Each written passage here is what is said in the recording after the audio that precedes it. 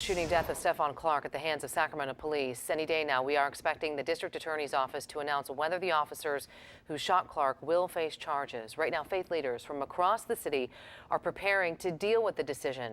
Fox 40's Doug Johnson joining us now live in South Sacramento with more on what's being done. Doug. Nikki, faith leaders tell us they know that decision is coming down very soon, and they do want to be ready for all the different possible outcomes. Say his name!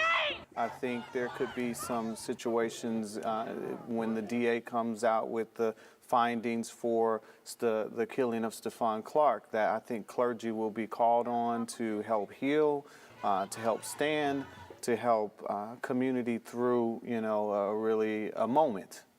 It's that moment Sacramento area congregations together, better known as ACT, wants to be ready for. These are faith leaders that have been in position already waiting for almost a year now.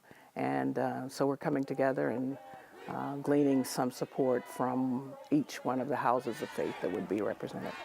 Pastor Joy Johnson is the president of ACT. She says often during demonstrations, clergy can be used to calm tensions between protesters and the police. And also faith leaders can help keep the community's message on point. If we are going to make our voices heard, we want to do so with thoughtfulness and not impulsivity.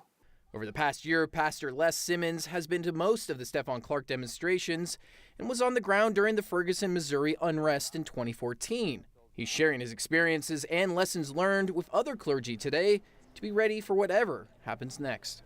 If we listen, if we lean in, we could create something better for the next generation, and clergy are definitely going to be positioned to be able to be a part of that process. For the past month, ACT has been holding healing circles in the city to help people deal with the anxiety around the Stephon Clark case, and they do want to invite the public to those events if they feel they need it.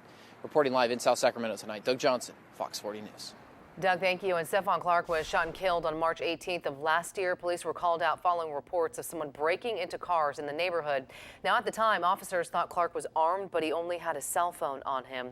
A private medical examiner who was hired by the Clark family says Clark was shot in the back.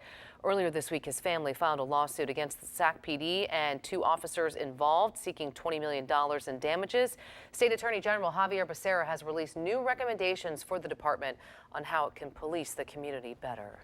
A man once trusted to work